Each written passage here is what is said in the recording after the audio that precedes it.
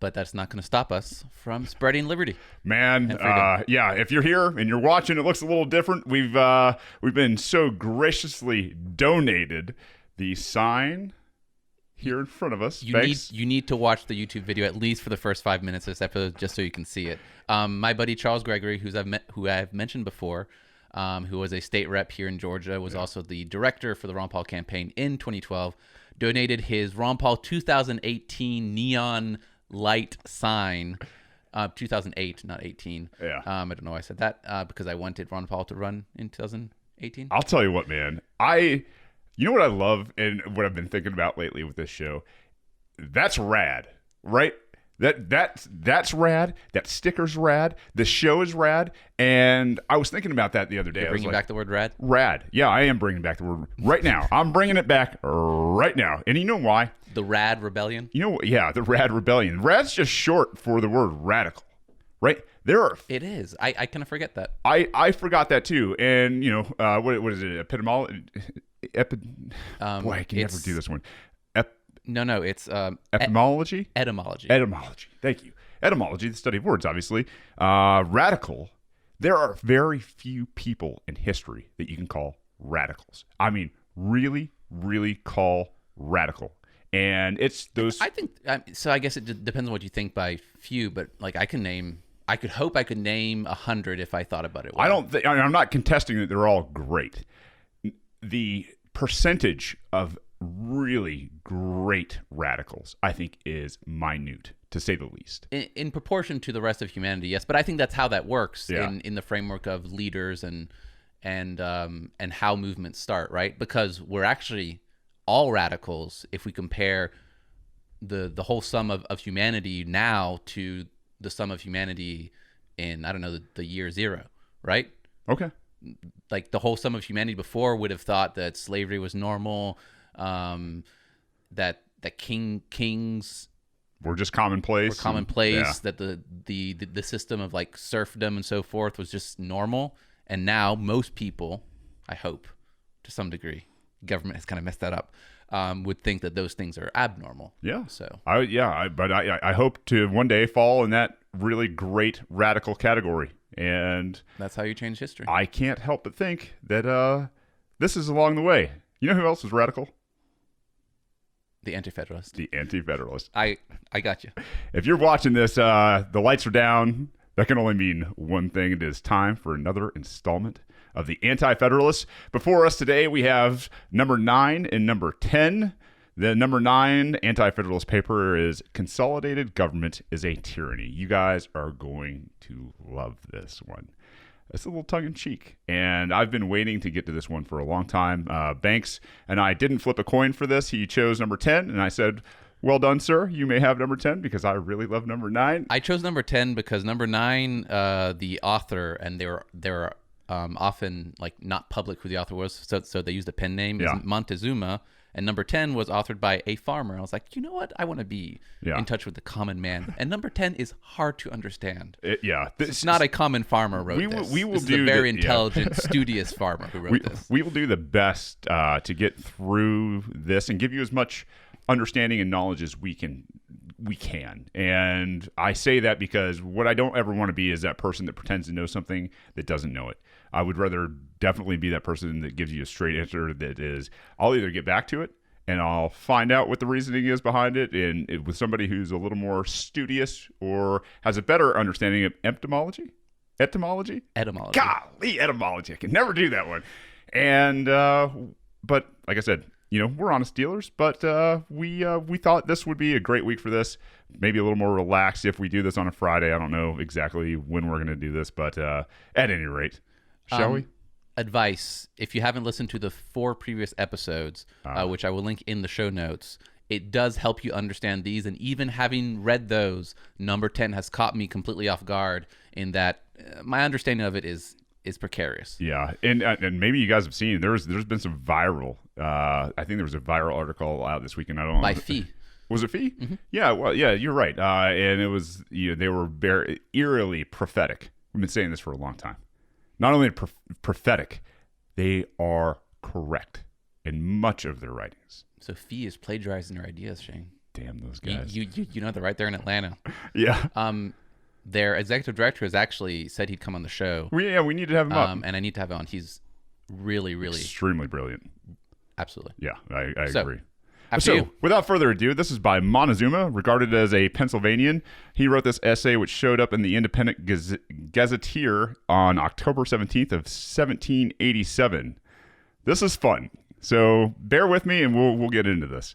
We, the aristocratic party of the United States, lamenting the many inconveniences of which the late Confederation subjected the well-born, the better kind of people, bringing them down to the level of rabble and holding in utter detestation and frontispiece to every Bill of Rights, quote, that all men are born equal, and quote, beg leave, for the purpose of drawing a line between such as we think were ordained to govern and such as were made to bear the weight of government without having any share of its administration, to submit to our friends in the first class for their inspection the following defense of our monarchical aristocratical democracy. So, what do you notice right off the bat? Banks is over there trying not to crack up as I read this. So the reason I'm trying not to crack up is because a big portion of that is literally what politicians these days think they are: ordained to govern others. Right. And you see you can't it when, say that. And they say it to each other, right? Behind closed doors. Not exactly behind closed doors, and not, of course, they don't say it like verbatim. They don't go out to the trail and say this. So a normal person would understand. But every time they congratulate each other, which they spend a lot of time doing, right? Giving each other like accolades and so forth. That to me is what's happening. It's like, you've served so much. We couldn't do it without you. What great hey insight. There, Ron Freeman. Way to institute. I'm Rob Woodall. Way to institute civil asset forfeiture and domestic I'm Ron spying. Freeman. I do not want to be Ron Freeman. What I'm saying is this just happened, and I like just pointing it out to my locals out there that are listening, because there's clear examples of this everywhere. Right? They don't say this kind of stuff. There are people who, quote unquote, should be in ruling classes, and those who support the ruling class, and that's it. They might not even believe that in the front of their cortex. Yeah. But those actions, and actions often speak louder than words, is this every time they dismiss a random constituent and they implicitly trust one of their own, that is a demonstration of a hierarchy that they believe is these people are worth me listening to their voices and taking things at face value, and that person is not worth me taking at face value. Yeah, that's interesting. First, as a majority of all societies consists of men who are totally incapable of thinking or acting in governmental matters, are more readily led than driven, we have thought meet to indulge them in something like democracy and the new Constitution, which part we have designated by the popular name of the House of Representatives. But to guard against ever possible danger from the lower house, we have subjected every bill they bring forward to the double negative of our upper house and the president. Nor have we allowed the populace the right to elect their representatives annually, lest this body should be too much under the influence and control of their constituents, and thereby prove the weatherboard of our grand edifice to show the shiftings of every fashionable gale. For we have not yet to learn that little else is wanting to aristocraticize. I don't even know. Aristocraticize the most democratical representative than to make him somewhat independent of his political creators. They use the word creators correctly, at least. We have taken away that rotation of appointment which has so long perplexed us, that grand engine of popular influence. Every man is eligible into our government from time to time for life. This will have a twofold good effect. First, it prevents the representatives from mixing with the lower class and imbibing their foolish sentiments with which they would have come charged on recent re-election. Wow.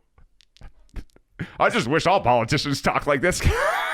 Montezuma, man, this guy's fiery sarcasm and ability to just lay it out. No, listen, if as guys that sit there and say, hey, listen, the Constitution does get us closer to liberty. These guys are the guys going, no, hey, listen, it really doesn't, guys. I don't care what you call a government. Anytime anybody comes up to you and says, a government would be a really good solution here, and we're going to call it a republic, we're going to call it a democracy, we're going to call it fascist, we're going to call it socialism, we're going to call it communism, slap them in the face, right? Government's bad.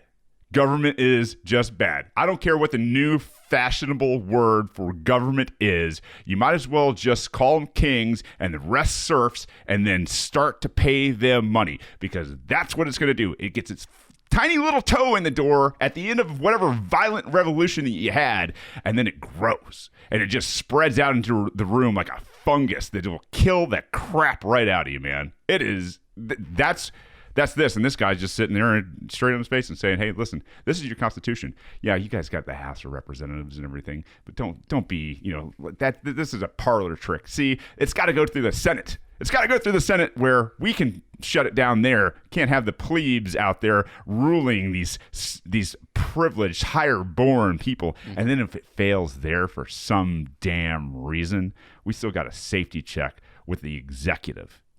What a very interesting proposition. I love the sarcastic tone, and like most things, there is a part of truth to what they're saying. Sure. In that people tend to often let themselves be led by these, not just by the idea sounding grandiose, right? Oh, we'll give you this illusion of control. Ha ha ha, we've got a system behind, but also, unfortunately, for the reason of not wanting to take responsibility. And these people, these very sarcastic people in this paragraph are going to take advantage of that. It's superb. I love it. Next paragraph, 2D.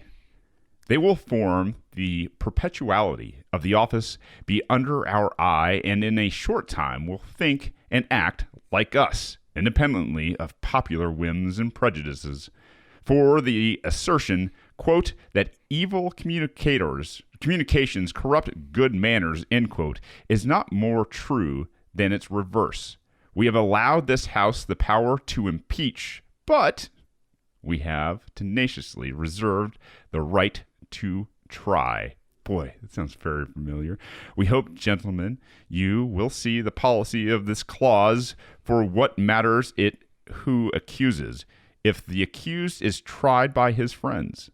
In fine, this plebeian House will have little power, and that little be rightly shaped by our House of Gentlemen, who will have a very extensive influence from their being chosen out of a genteeler class. It is true, every third senatorial seat is to be vacated. Senatorial seat. Senatorial seat is to be vacated annually. Duannually? Yeah, duannually. I do not know that word. Duannually, but 2/3 of this influential body will remain in office and be ready to direct, if necessary, bring over to good old way the young members if the old ones should not be returned.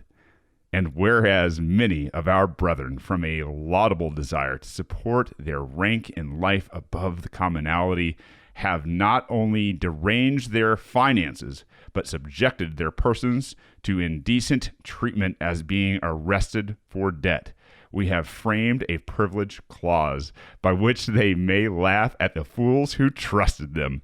But we have given out this clause was provided only that the members might be able, without interpretation, to deliberate on the important business of their country. So this is funny because we've talked about how it would be better for the U.S. senators to be chosen by the representatives of each state. Yes. And yet the sarcastic tone is saying, hey, there's good ideas that kind of will make this possible. Yep. But what we're actually going to use this for is a gentler class. So people who are already in a privileged position will be choosing the senators. And the fact that not all senators are up for re-election all at the same time will not actually be a good thing so that they can legislate. What a weird word. It will be something to make sure that the status quo remains, because the larger, at least a good part, and a part that has knowledge will always be there to indoctrinate the new people that come in. Right, and then that is though the last thing they talk about, this privilege. I'm not sure what they're referring to. Are they referring to a privilege that senators have, that even if they commit crimes, they're protected because they have to legislate or something that I don't know about? I was, while reading that, I was actually trying to go to the place in the Constitution that provides any extra protection against a senator. And from memory, I can't pick anything out of Article 1 that does just that. And could it be in the rules of the Senate or something? Because I know there's protections for what you say on the floor, like you're immune from prosecution for fantasy crimes of libel and so forth. But there must be something that they're referring to. Yeah, and forgive us for we do not know everything, and but I think it's really, I mean, this is a lot of fun, and I mean, it's tremendously important. What the absurdity is pointed out here is that although senators should be representing a state, you make that point that they are obviously picked by people who are already elected. It's a weird thing, man, and I don't know. Like I said, credence at this level. The fantasy, we've made the point very many times that we can't call this a king and a parliament and things like that. It's got to have a different name. Well, under a different name is exactly the same thing, right? It's you got your House of Lords and you've got your House of Commons and you've got your king or queen or whoever in the executive. Same thing. Yeah, I think it's it points directly to what we've said multiple times, which is like any other system, it's a tool, and a tool can be used for good or for evil. And smart people are going to manipulate a system and use it like they would. Like you can use a gun to defend somebody, and you can use a gun to kill somebody. Yeah, absolutely. We shall continue. We have frequently endeavored to effect in our respective states the happy discrimination which pervades this system, but finding we could not bring the states into individually, we have determined and have taken pains to leave the legislature of each free and independent state, as they now call themselves, in such a situation that they will eventually be absorbed by our grand continental vortex, or dwindle into petty corporations and have power over little else than yoking hogs or determining the width of cartwheels. But aware that an intention to annihilate state legislatures would be objected to our favorite scheme, we have made their existence as a board of electors necessary to ours. This furnishes us and our advocates with a fine answer to any clamors that may be raised on this subject. We have so interwoven continental and state legislatures that they cannot exist separately, whereas we, the truth, only leave them the power of electing us. For what can a provincial legislature do when we possess the exclusive regulation of external and internal commerce, excise, duties, imposts, post offices, and roads, when we and we alone have the power to wage war, make peace, coin money if we can get bullion, if not, borrow money, organize the militia, and call them forth to execute our decrees and crush insurrections assisted by a noble body of veterans subject to our nod, which we have the power of raising and keeping even in the time of peace. I'm going to stop there for a second because damn. Wow, Montezuma. Jeez, oh Pete, this was written 240 something years ago, man. That's crazy. Or almost 240 years ago. Prophecy. Pure prophecy. Golly. Not only just the articulation and accuracy that this is written with. God darn, if this doesn't make the case for just absolute dissolving of these bastards, I don't know what does. This guy is knocking the cover off the ball with every sentence, man. I mean, the waging of war, peace, negotiation, calling forth the militias. I mean, God, I there's nothing. I don't know what to say. Like, I am. No, I mean, baffled. My favorite part is when they say that they call themselves free and independent states now, but they'll eventually be absorbed or just dwindle into petty corporations that have like little control over what they do, which is what we say all the time. State legislators, it's like 80% of their budget is already controlled. What happens when you bring to the attention the flagrant violation of rights? And just this thing. What happens when you bring that to local officials, to state officials? What do they say to you? Well, they often defer. Yes, they do. Well, we just especially when it comes to funding, we can't. The federal government says so. The federal government says this. Well, it's the federal government's fault. And then when you tell them there are solutions to this, well, then they just run scared. And what does that make them? Placeholders, figurines. Yeah. What does that make everybody else? Everybody else? Serfs. Peasants. Plebes. I am not a serf, mister. The proletariat, if you will. Yes, unfortunately. But I mean, see your point. That's what I'm getting at. When I'm telling you now, when I've asked Sherry Gilligan, when I've asked Mark Morris, when I've asked my local representatives, hey, why don't you do something about this? You are an elected state representative. Why don't you do something? Well, they go into that shell like a hermit crab, and they start getting real small and real defensive, and they sit there. That would cost us tons of money in lawsuits, and it would, we have to ask, somebody at the federal level, and we have to defer to the AG, or we have to defer to the governor on this. Why are you there then? Well, I would think so.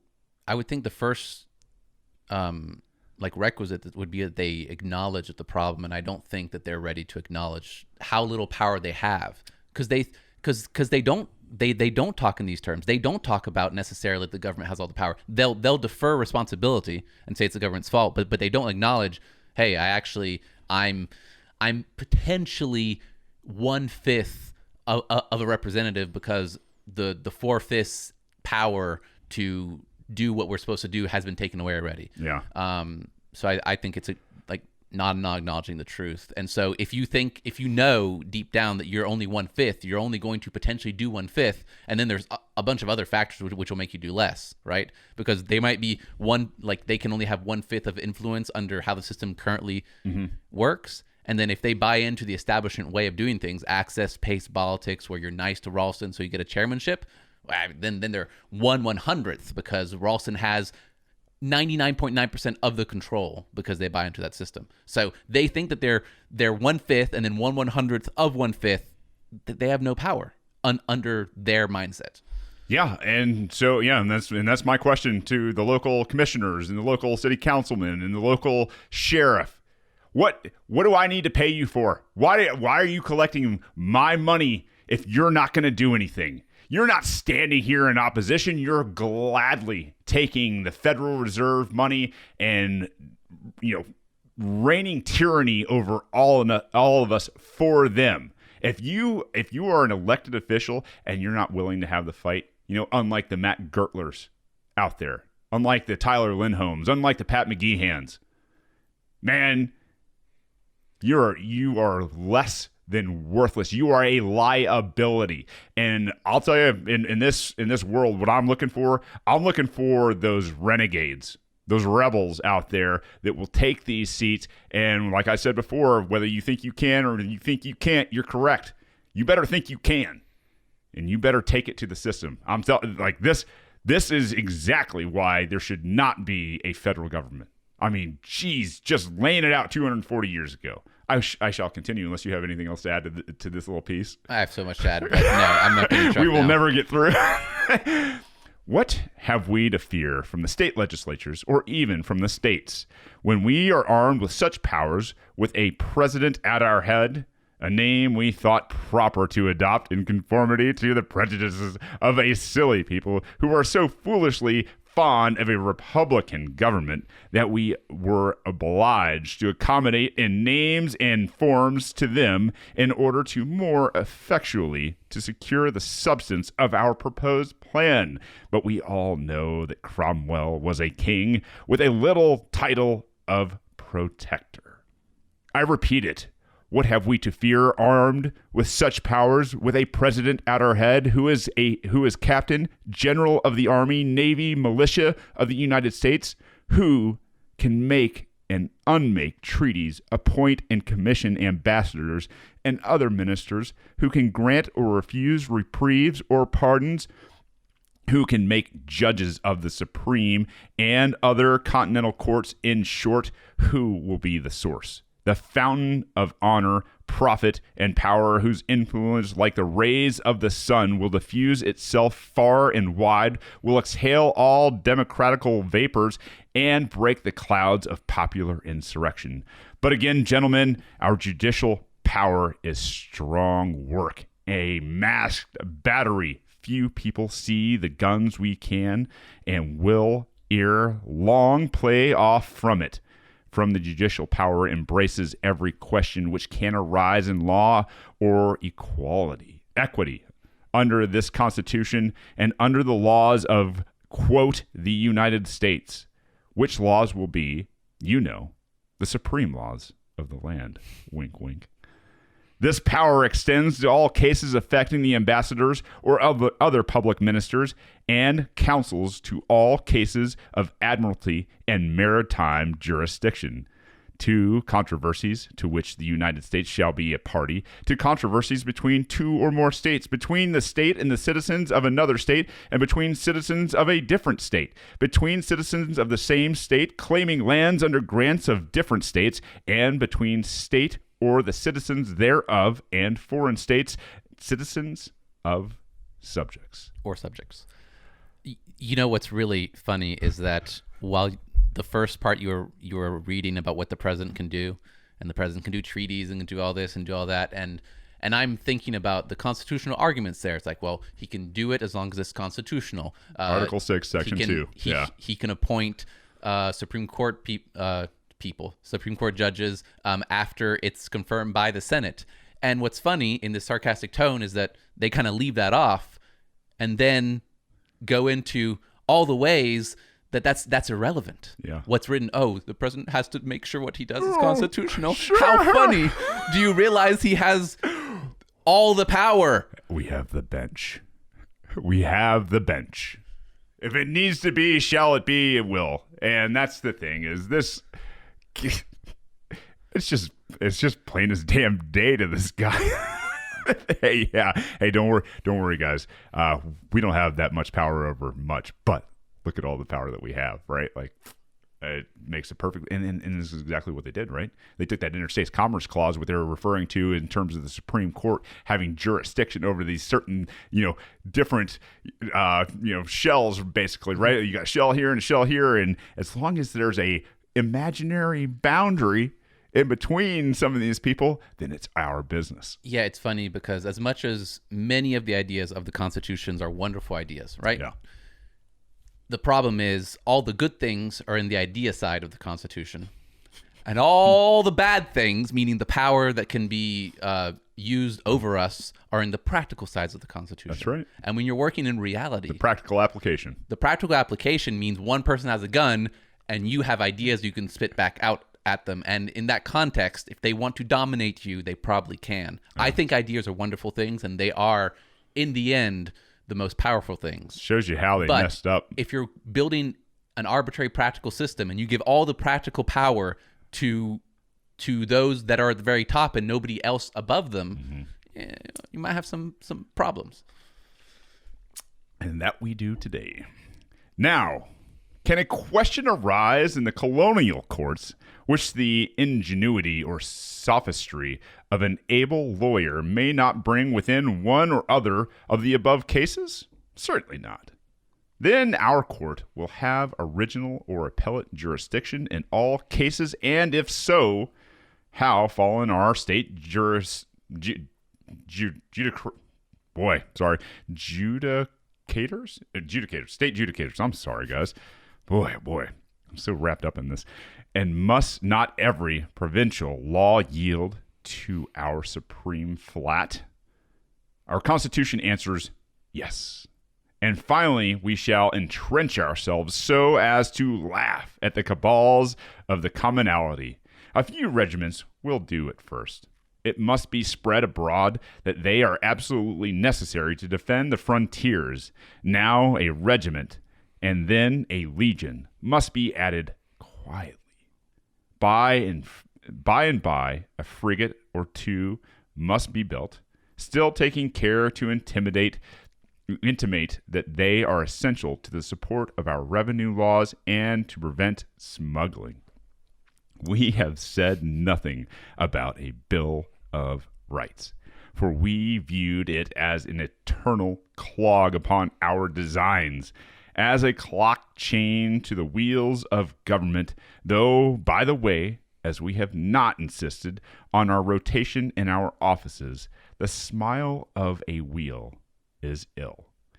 We have for some time considered the freedom of the press as a great evil. It spreads information and begets a litigiousness in the people which needs to reign more than the spur.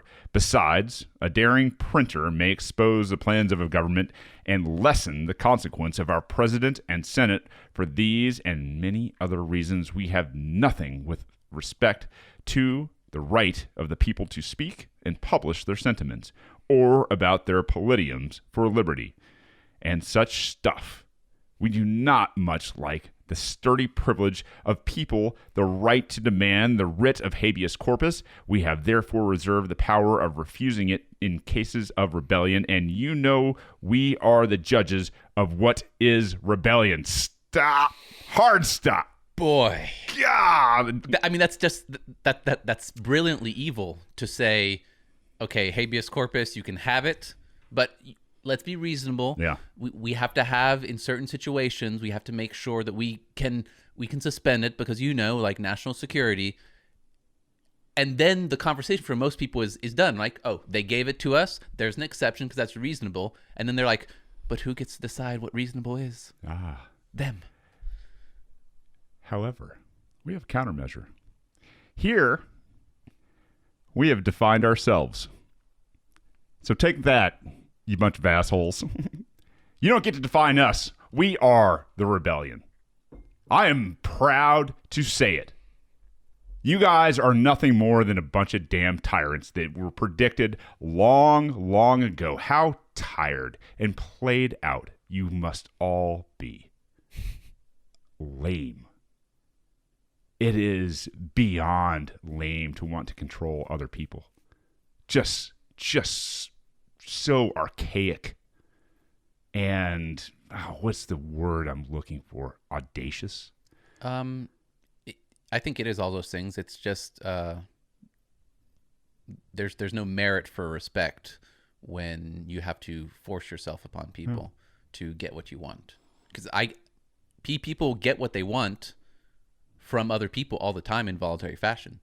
I want money, so I give my services, and somebody else gives me money.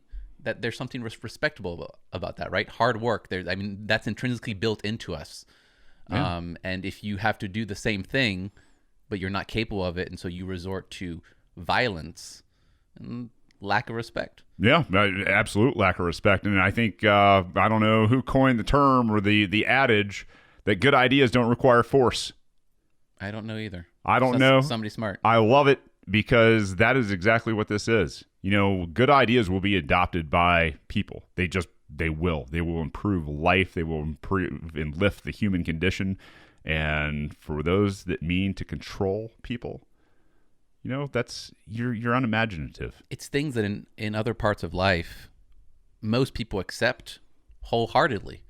Like children, you make them do something in exchange for their allowance because then they understand the value of hard work.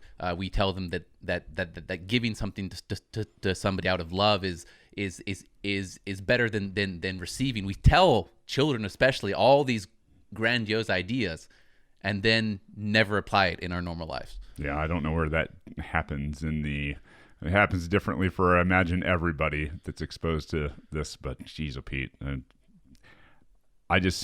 what a sad sack of failures you must feel like at the end of the day, where you have to use force against people to get them to do what you want.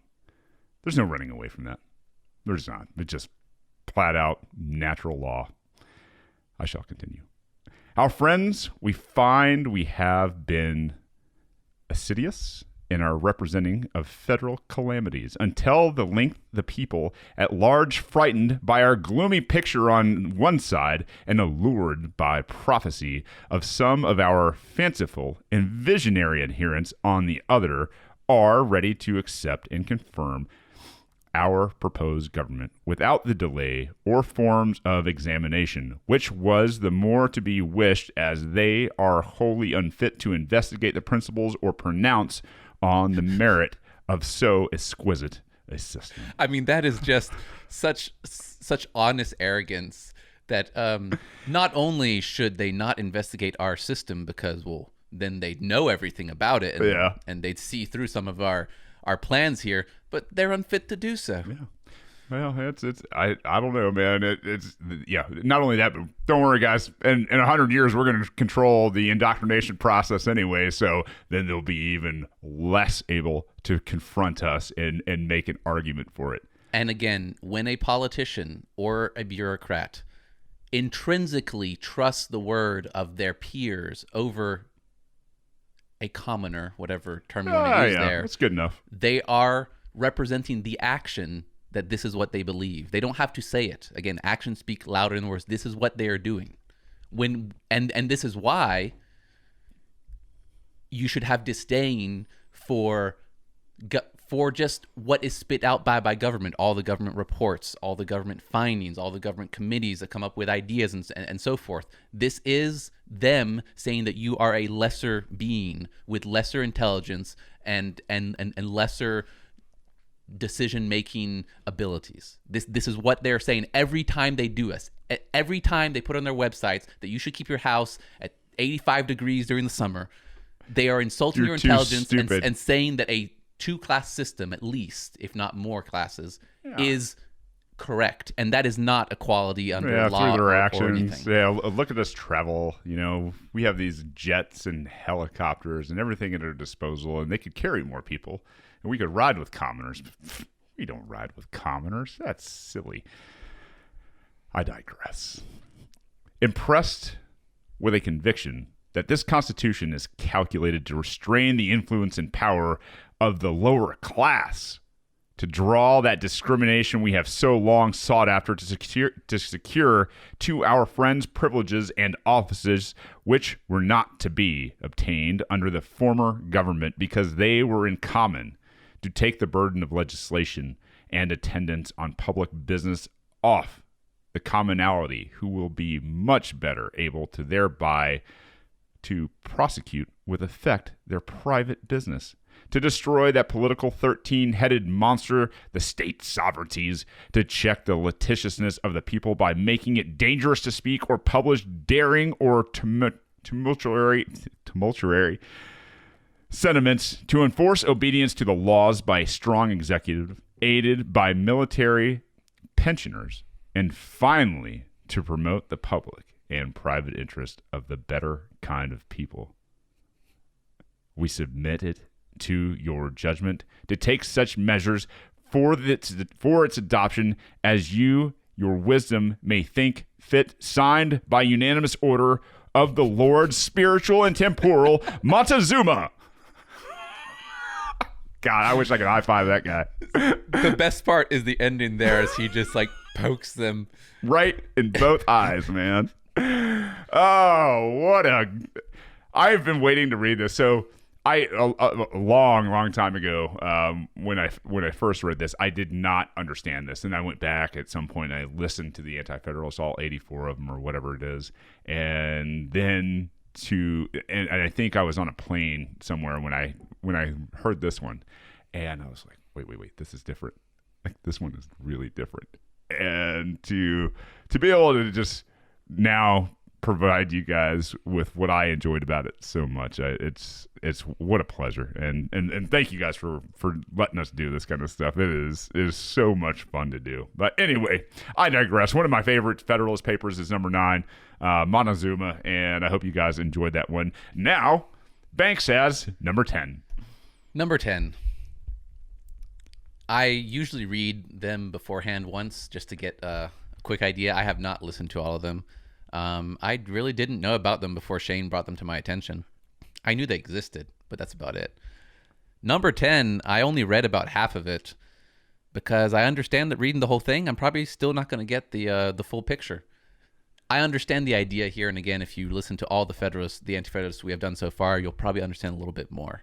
But this is talking about parties and how there may be a problem with how the powers and the parties are split up. So it's Anti-Federalist number 10, on preservation of parties, public liberty depends.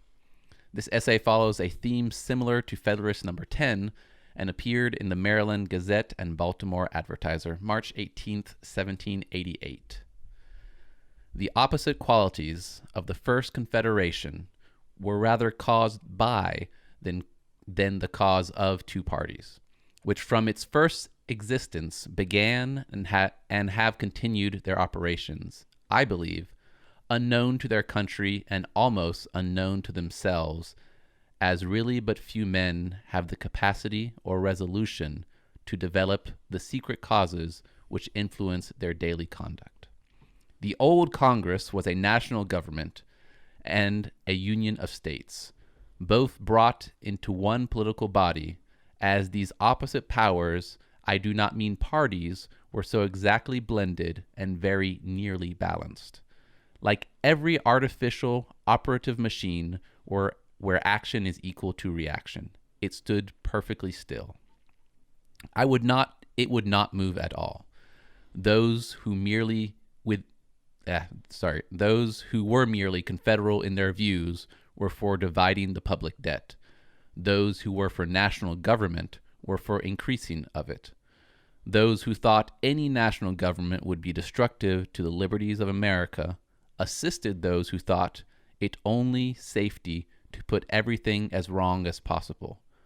Requisitions were made, which everybody knew it were impossible to comply with. So what they're talking about is before, under the Confederate system. Articles of Confederation. The system, and they're going to explain afterwards, was kind of at a standstill. Because the interests were kind of equal, they just stopped each other from doing much. Which is a much better design for government.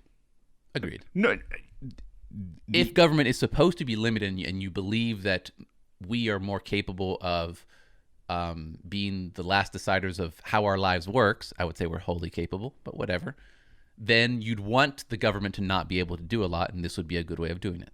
Yeah. Educated in natural law.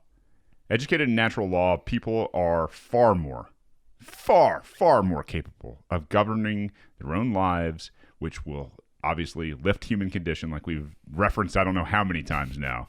It is just so blindingly obvious.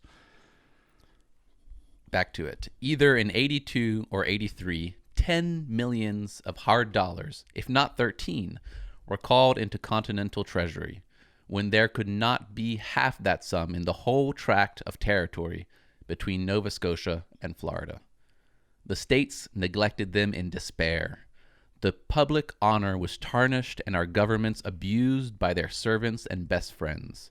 In fine, it became a cant word, things are not yet bad enough to mend. However, as a great part of the important objects of society were entrusted to this mongrel species of general government, the sentiment of pushing it forward became general throughout America, and the late convention met at Philadelphia under the uniform impression that such was the desire of their constituents.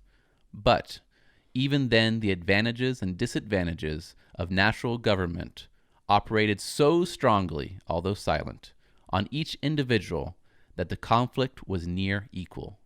A third or middle option, which always arises in such cases, broke off and took the lead, The National Party thus assisted, pursued steadily their object.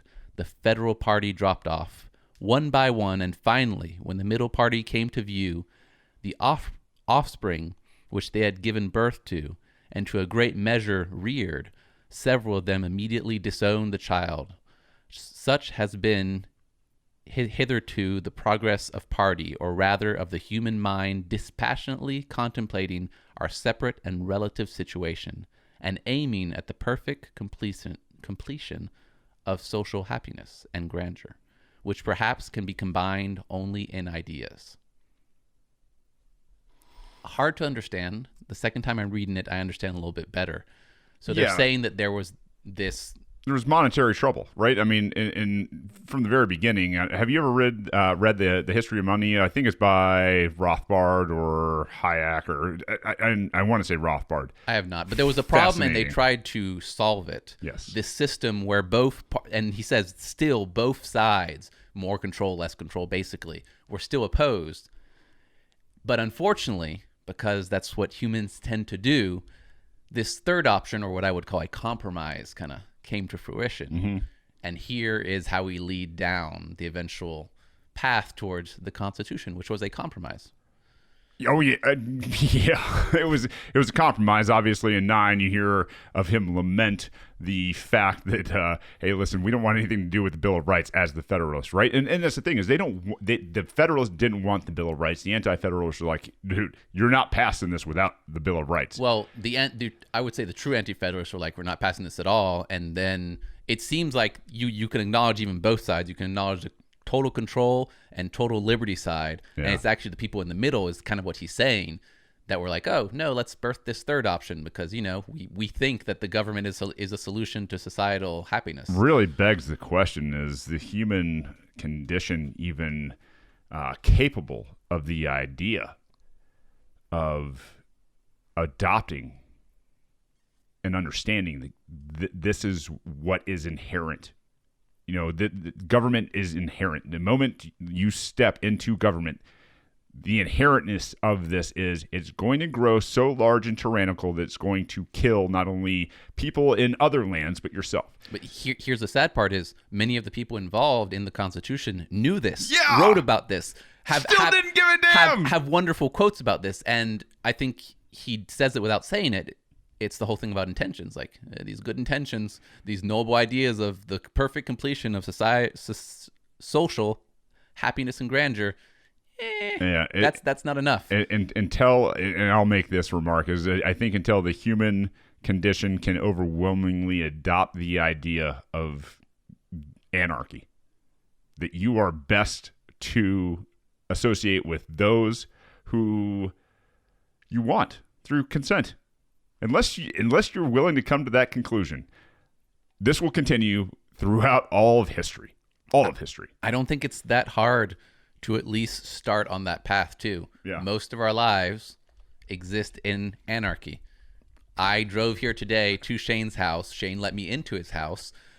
We have a business together. Yeah. Like nobody controlled that. Are you reminded of anything with this discussion in particular right now? You'll have to refresh my memory. I'm very much reminded of the third installment of The Matrix, where he goes to see the architect or whoever it is, who's the old white guy. He's like, there's been many versions, right? There's been so many different versions and apparitions. Like this is just it. This continues throughout time until the human species gets this right. Until you stop letting government in the damn door, this will continue. There will be the rise and the fall and the rise and the fall. And in the meantime, everybody who's out there that believes in non-aggression and everything else out there who wants to live their life through consent with other people will continue to be slaughtered and enslaved and caged by government. Well, at least that gives us a purpose to life. Hey. The same real nice, easy. The same reason that the existence of bad things gives us the opportunity to contrast them. Yeah, it's very easy for me to understand. Back to it. Every description of men entertain the same wishes, excepting perhaps a few very bad men of each. They therefore will differ about the mode of accomplishment, and some must be permitted to doubt the practicability. Thank you, practicability. Our citizens are now apprised of the progress of parties or political opinions on the continent. It is fit they should also be informed of the present state, force, and designs of each, in order that they may form their decisions with safety to the public and themselves. This shall be given with all the precision and impartiality the author is capable of. America is at present divided into 3 classes of descriptions of men, and in a few years there will be but 2. First, the first class comprehends all those men of fortune and reputation who stepped forward in the late Revolution from opposition to the administration rather than the government of Great Britain. All those aristocrats whose pride disdains equal law, many men of very large fortune who entertain real or imaginary fears from the security of property, those young men who have sacrificed their time and their talents to public service without any prospect of an adequate pecuniary or honorary reward, all your people of fashion and pleasure who are corrupted by the dissipation of the French, English, and American armies and a love of European manners and luxury. The public creditors of the continent whose interest has been heretofore sacrificed by their friends in order to retain their services on this occasion. A large majority of the mercantile people, which is at present a very unformed and consequently dangerous interest. Our old native merchants have been almost universally ruined by the receipt of their debts in paper during the war and the payment in hard money of what they owed their British correspondents since peace. Those who are not bankrupts have generally retired and given place to a set of young men who, conducting themselves as rashly as ignorant, have embarrassed their affairs and lay the blame on government, and who are really unacquainted with the true mercantile interest of the country, which is perplexed from circumstances rather temporary than permanent. The foreign merchants are generally not to be trusted with influence in our government. They are most of them birds of passage, some perhaps British emissaries, increasing and rejoicing in our political mistakes. And even those who have settled among us with an intention to fix themselves and their posterity to our soil have brought with them more foreign prejudices than wealth. Time must elapse before the mercantile interest will be so organized as to govern themselves, much less others, with propriety. And lastly, to this class, I suppose we may ultimately add the Tory interest, with the exception of a very many respectable characters who reflect with gratification mixed with disdain that those principles are now become fashionable for which they have been persecuted and hunted down with which, that's weird, although by no means so formidable as is generally imagined, is still considerable. They are at present wavering. They are generally, though, with very many exceptions, openly for the proposed, but secretly against any American government. A burnt child dreads the fire. But should they see any fair prospect of confusion arise, these gentry will be off at any moment for these 25 years to come. Ultimately, should the administration promise stability to the new government, they may be counted on as the geniziers, I don't know what that is, of power, ready to efface all suspicion by the violence of their zeal.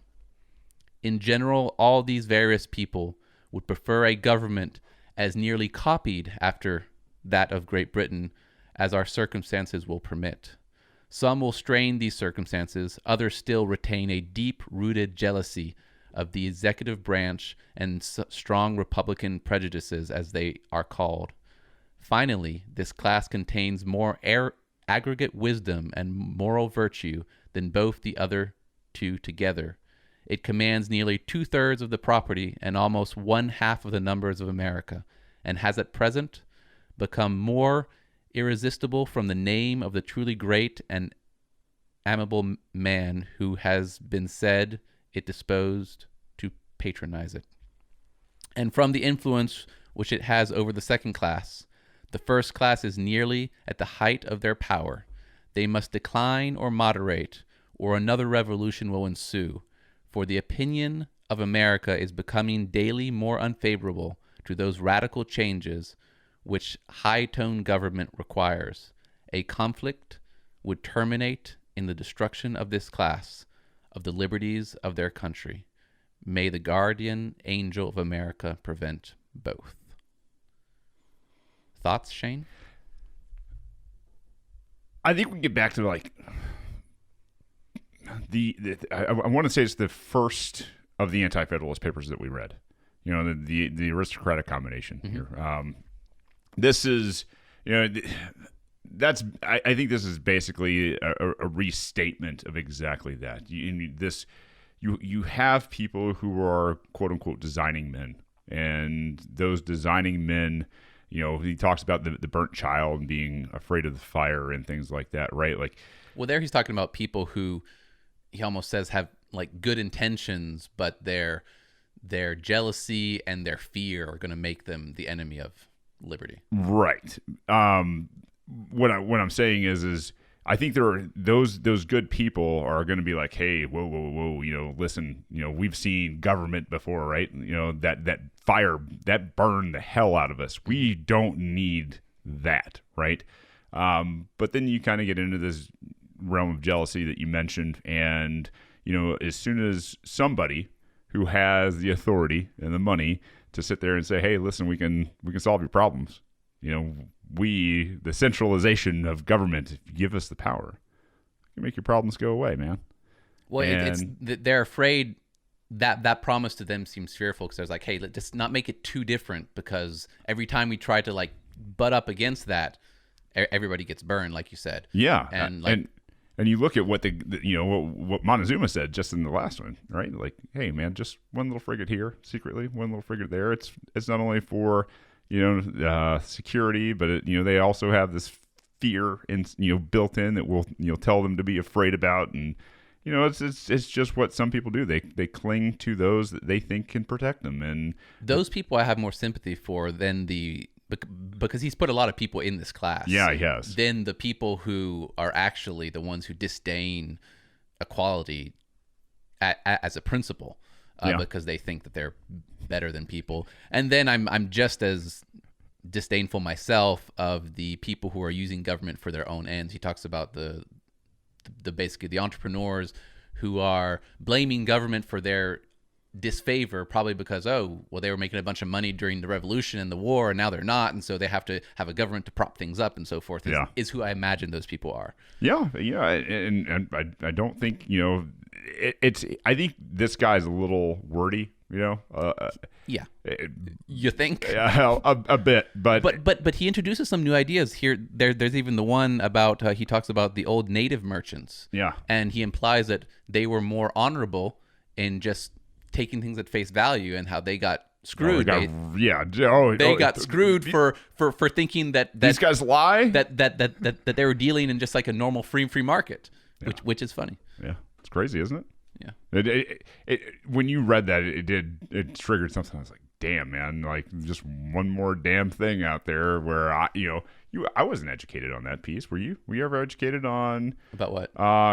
Some of the quote unquote receipts and basically borrowed type time or money or that was fed to the natives and that put them in peril. No, I never thought about that. You help us kill these guys, and hey, man, things are going to be good for your tribe, right? Like whether, like I said, whether it was time, whether it was money, whether it was trade, whether it's services or just intel, like they were taken advantage of in a lot of ways, and that was never obviously repaid. It's actually nice to see them like acknowledged there, right? And to be thought about in that way, because there's all the ways we know already, like the blankets, and then there's the way this is more just talking about free markets, like they thought they were dealing in like an honorable manner, and apparently they weren't at all, because there's this whole thing that maybe the natives couldn't think about, is like these huge governments that incur debts and so forth, when they lived in a more decentralized way. Yeah, those natives. Yep.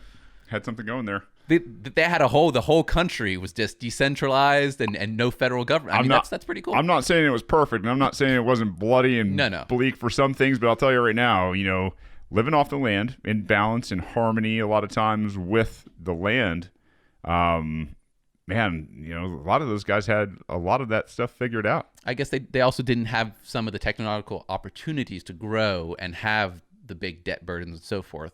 And I don't think they welcomed it into their type of lifestyle either, right? Like, they might have not, but there's a little bit of a bias. Yeah, sure. Yeah. The second type of people. The second class. Which is just as wordy, by the way. The second class is composed of those descriptions of men who are certainly more numerous with us than in any part of the globe. First, those men who are so wise as to discover that their ancestors, and indeed all the rest of mankind, were and are fools. We have a vast overproportion of these great men who, when you tell them that from the earliest period at which mankind devoted their attention to social happiness, it has been their uniform judgment that a government over governments cannot exist, that is, two governments operating on the same individual, assume the smile of confidence, and tell you, the two people traveling the same road, of a perfect and precise division of the duties of the individual. Basically, if you're going to have different parts of government, okay, this so perfect balance, checks and balances that they talk about all the time. My tribe, your tribe. Yeah, it doesn't actually work that way. No. It's a nice idea, and I am certainly glad that to some degree there is something there. But it's not very substantial, because in the end, they just wink at each other and work together, because that is in defense of themselves, unless you have a few weirdos like Ron Paul or the Matt Gertlers of the world who have a higher calling. Yeah,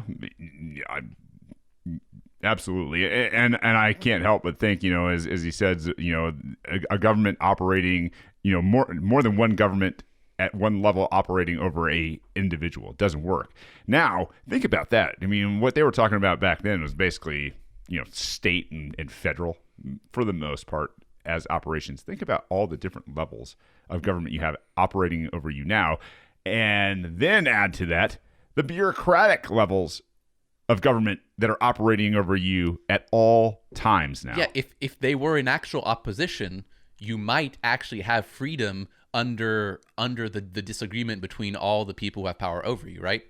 Or because there are just so many ways to come to social happiness, as you talked about earlier. Yeah.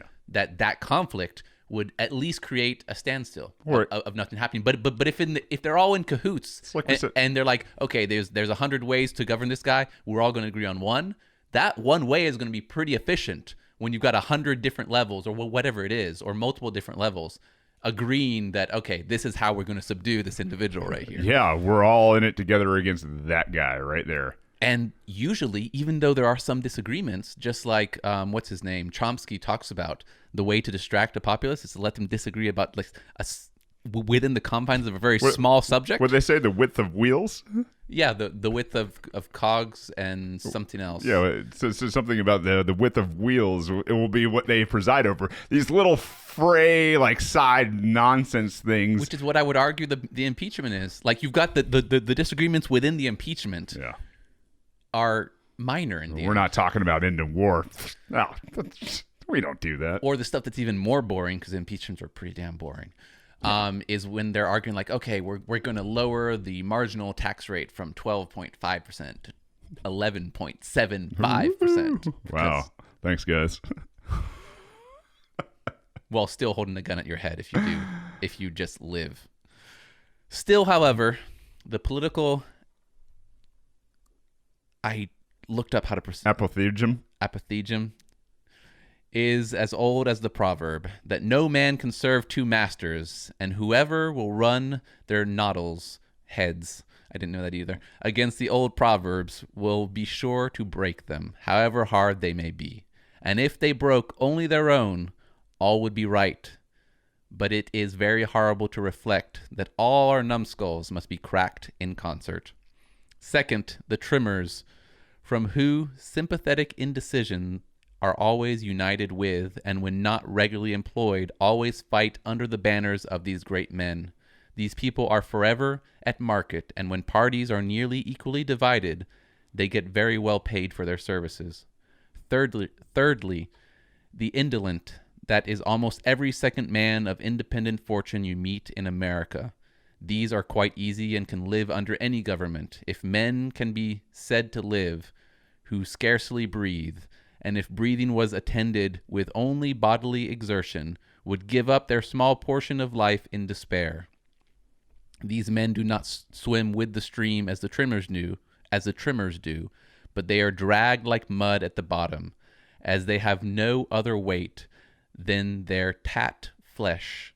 They are hardly worth mentioning when we speak of the sentiments and opinions of America.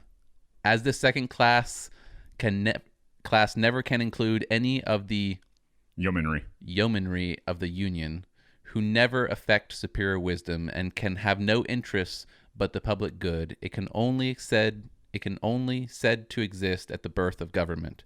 And as soon as the first and third classes become more decided in their views, this will divide with each and dissipate like a mist and sink down into what are called moderate men, and become the tools and instruments of others. These people are prevented by a cloud from having any view, and if they are not virtuous, they at least preserve the appearance, which in this world accounts to the same thing. I feel bad for the second group of people because they're not the indolent. I don't. I guess so. It just means lazy. Yeah, I still feel bad for people being used. Yeah. Being used is one thing. It's their responsibility. Yeah. But like I said, I do have some empathy. Yeah, if you're an able-bodied person and you're just lazy, well, sorry, you're gonna probably get what most lazy people get. Well, he's not just talking about lazy people. He's talking about lazy people in ideas as well. Oh, sure. That they're just willing to, okay, they recognize virtue even if they might be wrong and just go along with it. And since it's profitable, they can live a comfortable life, as we're talking about. They can survive. Yeah. Why not? Yep. It's the lukewarmness that Jesus hated so much. Yeah, it is. So maybe I should hate them. The third type of people. Third, at the head of the third class appear the old, rigid Republicans, who, although few in number, are still formidable. Reverence will follow these men in spite of detraction, as long as wisdom and virtue are esteemed among mankind. They are joined by the true Democrats, who are in general fanatics and enthusiasts, and some few sensible, charming madmen. That's great. A decided majority of the yeomanry of America will for a length of years be ready to support these two descriptions of men. But as this last class is forced to act as a residuary legati, I don't know what legati means. Legati? Yeah, I don't know. And receive all the trash and filth, it is in some measure disgraced and its influence weakened. Thirdly, the freebooters and the plunderers who infest all countries and ours perhaps as little as any other whatever. These men have the natural antipathy to any kind or sort of government that a rogue has to a halter.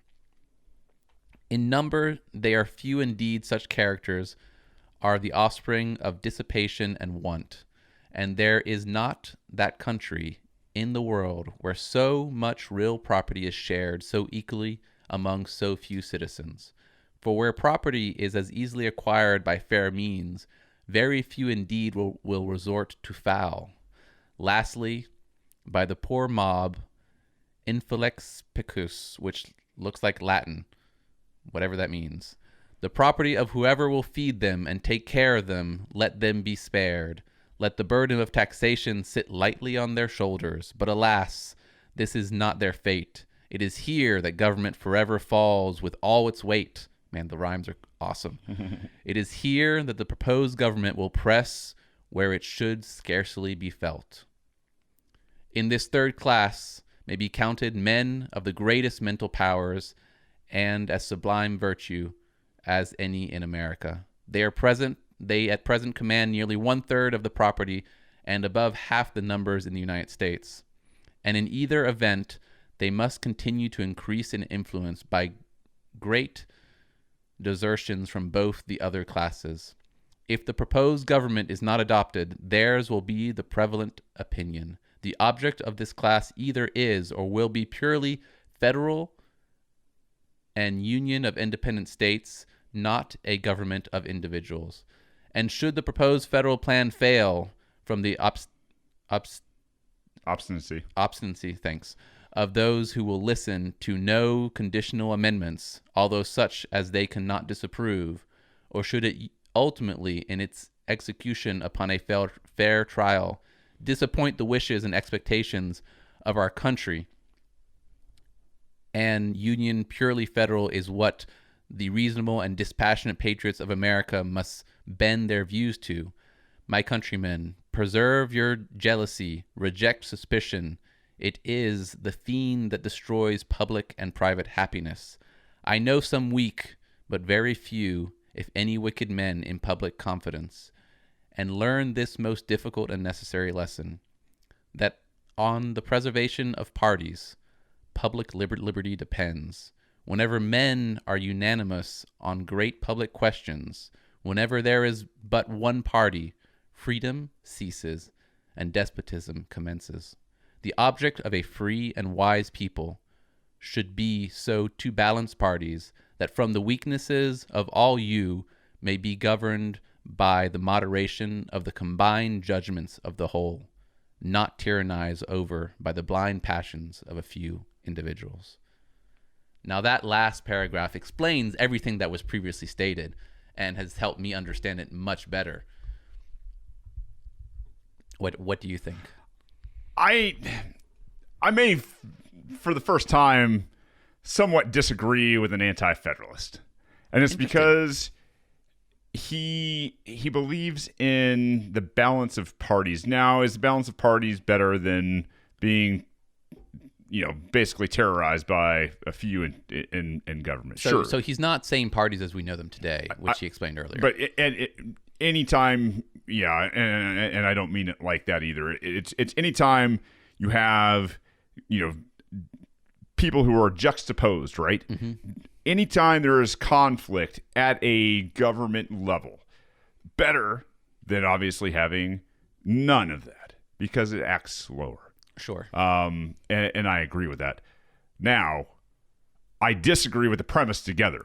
I disagree with the premise that any parties deciding what you can and cannot do as an adult person is absolutely and unquestionably proven by time and history over and over again to be a fallacy. It cannot happen for long without obviously complete and utter destruction. In his defense, because it is my Anti-Federalist paper at this point, I'm going to own it. Yeah. But in his defense, two things. The first thing, I wonder, as prophetic as they were, mm-hmm. if his idea of just how much government could control would potentially change his mind. And on another defense, which I think is a better defense, and I hope that's where his mind is, because I want him to be a good guy, that he doesn't necessarily talk about the balance of parties and the confrontation between those being equal, existing within a framework of a lot of government, or potentially government at all.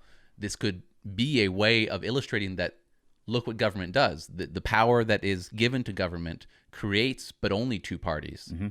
and two parties that will cooperate with each other because the fantasy protections that exist in the system that has been proposed, that the Federalists are speaking out against, the Constitution, are not going to work. And he explained why as well. So he could, his idea potentially could work with natural law and be like, the nature of things is this conflict kind of protects us, and that is true in the free market.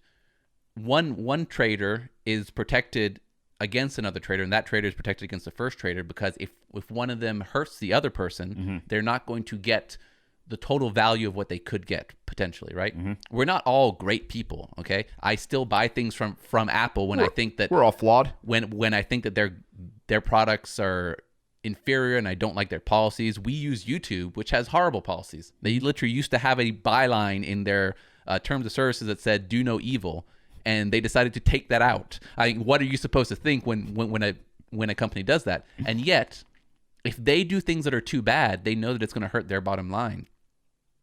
So they don't do things that are too bad. Sometimes they pull back. Facebook, we explained a few times, has pulled back on some of their restrictions. Doesn't make them great, but they have pulled back because they don't want to hurt. Yeah. And us in that same way have revised our reservations and have used their products to get as much value as we can out of it. If we just completely said, screw Facebook and screw YouTube and we're never going to use them, it would hurt us because we would be getting less value. And so the idea that there's competing parties and they stay balanced actually creates this peace. It's the same thing you'd think about in like the Far West. It's like everybody had a gun, so it was kind of a more peaceful society in ways. I definitely agree with you. So potentially, in his defense, the farmer here. Yeah, if we're talking parties of individuals having to talk and trade with each other from a cerebral level, or else risk death. Yeah, I think this is a good place to be, and that's also why you should own guns and carry guns. I agree.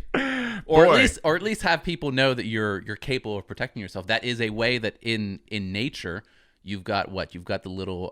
You got a porcupine versus a lion. You've got the you've got the frogs that are all colorful to show that they're. And some of those, I can't remember which ones, but some of those complete farces. Like they only have the nice colors and so forth, and they imitate other animals who are poisonous, so they can fool some animals into thinking that they're dangerous. Don't carry around a replica gun, people. That's not what I'm advising. No bueno. But it is an interesting fact that at least appear like you can. Yeah. You can defend yourself. Yep. Yeah, I'll tell you what. I'm excited to now have 10 of these under our belt too. That is very cool. Yeah, we'll throw most of these together. We should make a playlist on YouTube. Well, we've missed. I can. That's okay. I can church it up with some video of things. Don't worry. I am getting much better with my Premiere Pro skill set. At the very least, we should just make a still image for the first episodes. It's easy enough. Yeah. Might even move and do some things. We'll see. At any rate, thanks. What else we got today? What's our time? We're not at an hour and a half yet, and we have a few minutes of buffer. Yeah. So I actually do have some commentary on YouTube, actually. Wonderful. Let's do it. So YouTube, as I said, and used as an illustration of evil being evil on both sides, recognizing like bad things, and there still being value for both sides at the same time, which I think is the beauty of the free market. Mm-hmm. YouTube has done another change to their TOS. And terms of service, yes. And there's been a lot of backlash from some of the liberty adjacent community to that. They basically added a statement, a clarification statement, because they had already changed it in 2018 to say this, where they basically said, we can decide whether you're allowed to have YouTube services if it doesn't make sense to, if it doesn't make commercial sense. Mm-hmm. And before that, they had basically said just something, they had said, we're allowed to take stuff down or not give you access to a YouTube if, I'm sorry, I didn't plan on this, but something less strong. So this is stronger. They're like, we can deny anybody That's our platform. Yeah, we'll do what we want. If it doesn't make commercial sense. So they're still making a caveat because if you're entering into a contract with somebody, and a TOS is a sort of contract, even though the government, there would be a better contract if the government wasn't involved in some other ways. So they want to protect themselves in that contract, because if you get denied service and they don't specify that, then I guess there's claims for a lawsuit if there's losses, especially. And since a lot of people make money on YouTube, one day maybe we will. Yeah, I'm sure they'll shut that down real quick. Then there might be cause for a lawsuit in a more free world, and especially in a government world where the lawsuits, they make much less sense. And so you've got some of the some of the gun YouTubes and Second Amendment YouTubes and so forth who have come out and said, like, what I think is to some degree crying wolf and saying, this is just a way to attack us. And I listened to a very, to a defense, of YouTube saying that this is a reasonable thing to do.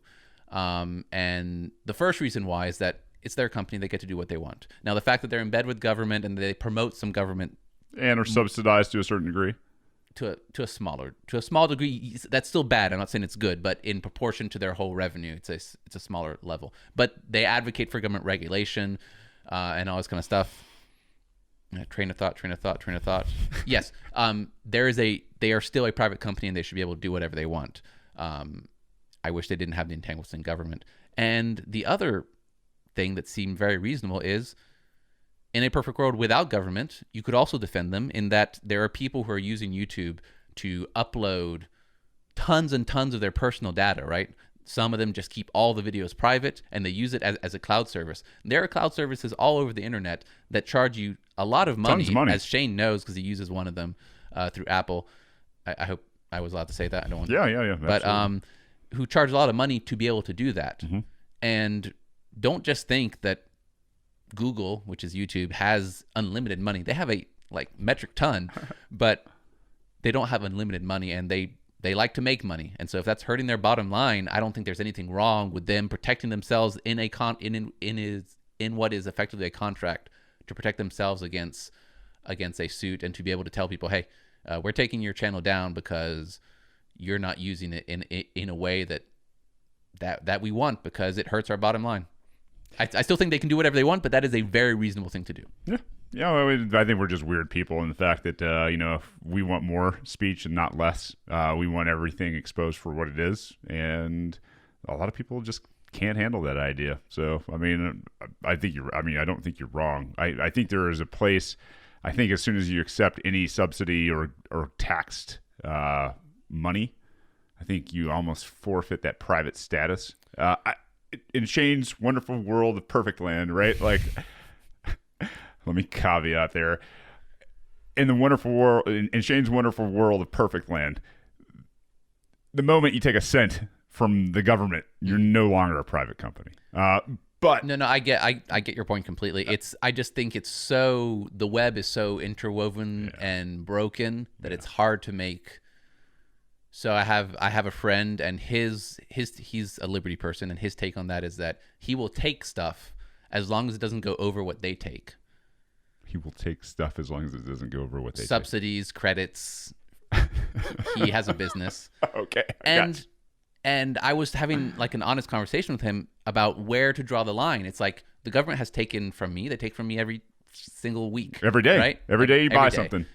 I buy something every day. Tax. So. Yeah. You drove? Sweet. And they take more every week when I get paid, and all this kind of stuff. So would it be wrong for me to, I don't know, take unemployment, take food stamps? I would I get it. I understand what you mean. But I don't think I could on those things. But in some ways, it's like a businessman who pays tons of taxes every year.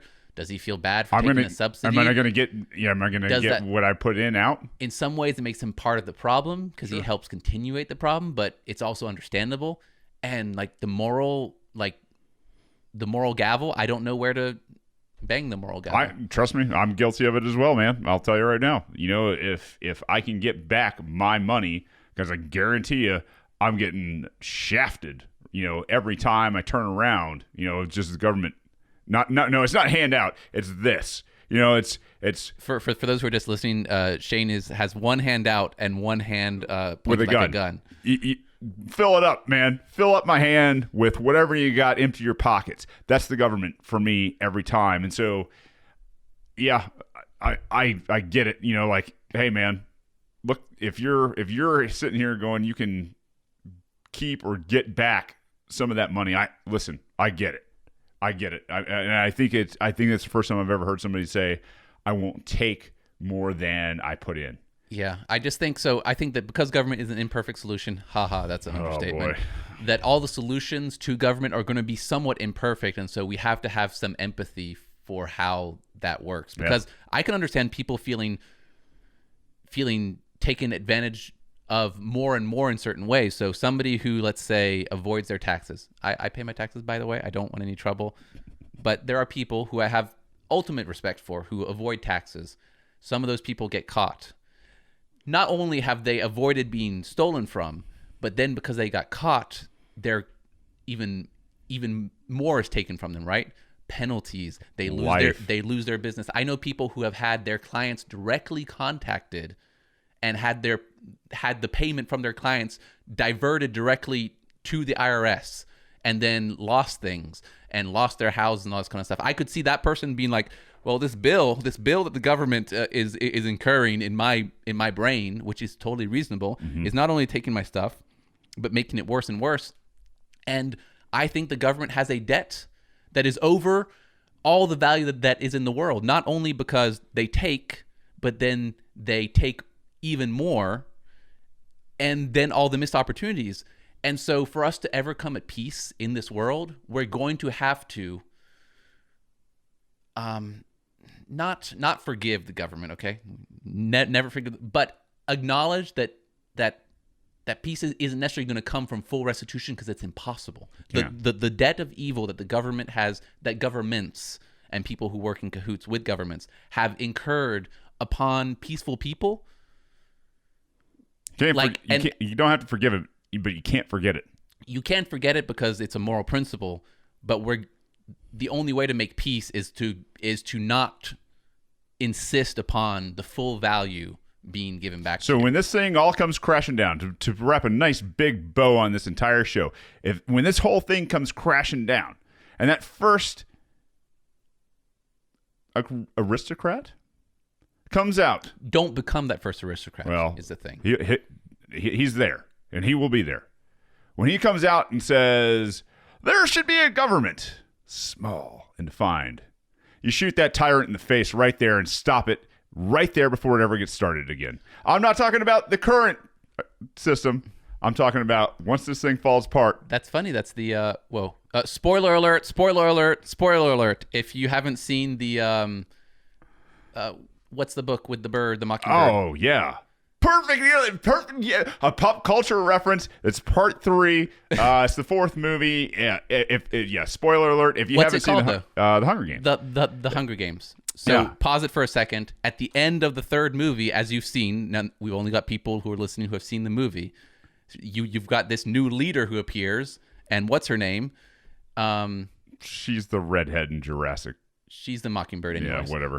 Jennifer Lawrence. Yeah. Sees the potential same thing happening, like the same big government there. Welcome and to. She shoots her in the face, in the I think in chest. the eye. I think in the book it's like right through the eye.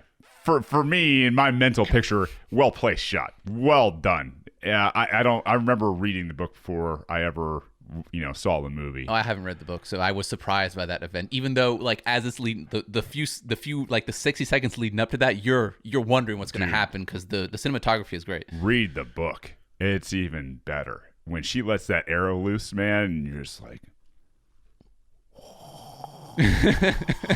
this is next level. Like, it came crashing. Banks, I'd forgot about that scene. I appreciate you bringing that back. I mean, you just don't. You're not in touch with pop culture sometimes, and you're welcome. She's not hardcore enough for me, but no. I mean, that is a badass scene, and I'll tell you, you want to talk about a definitely a lesson. That's if you can take anything out of this lesson today from the great Anti-Federalist, that's that lesson. There will always be someone who wants to stand up the next tyranny. I don't care what it sounds like, how glorious it sounds, whatever it is. This is the way it ends every single time. Death and destruction. So I thought you were going in a different direction, but I should have known that you weren't going in my sappy direction. Of course. So as much as I completely agree, and I think the movie illustrates it very well, if you're back and missed that little part, the spoilers are over. My thought was, and I think it's because I had a conversation with my friend Alex Johnson, who I'd love to have on the show soon. Sure. GRA president. Yeah. We talked for, I don't know, like 2 hours and went into some weird stuff. But it made me think of a lot of friends, and I don't mean to judge them necessarily, who have become extremely bitter from fighting for liberty. Mm-hmm.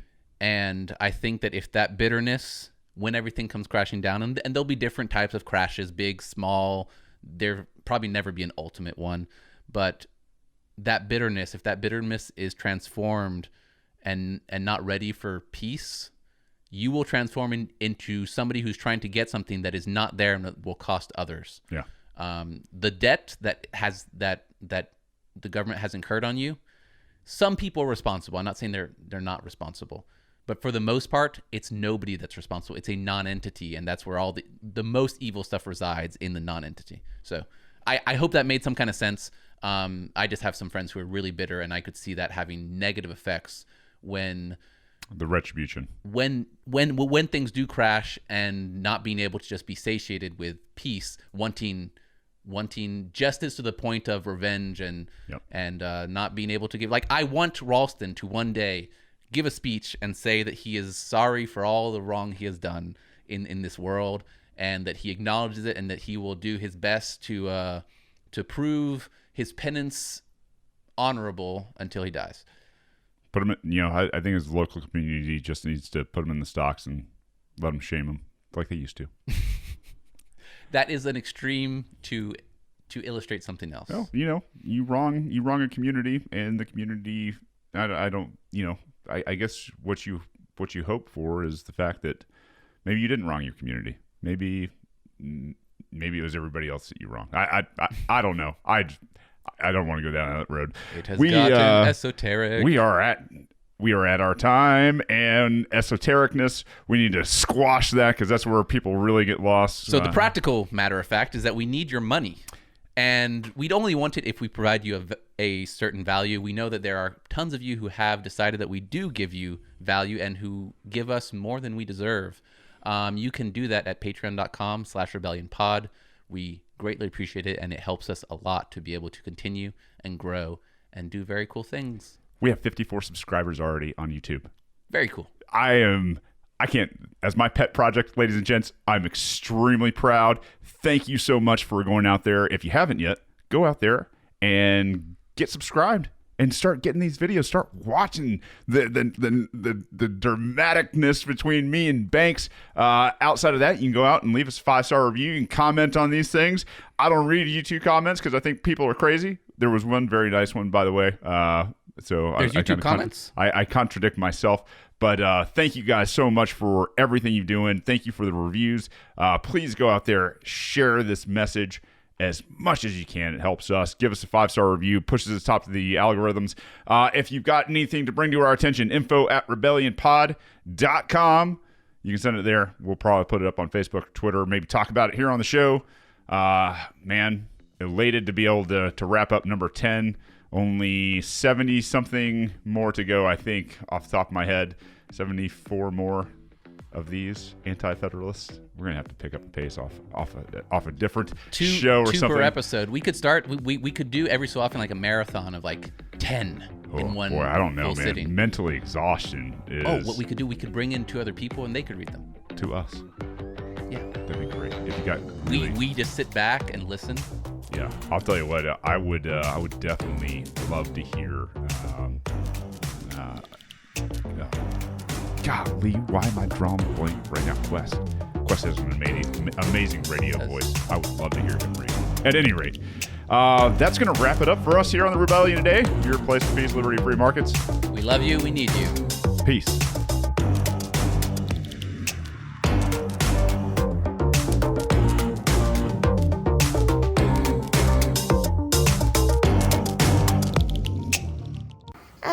Don't hurt people and don't take their stuff.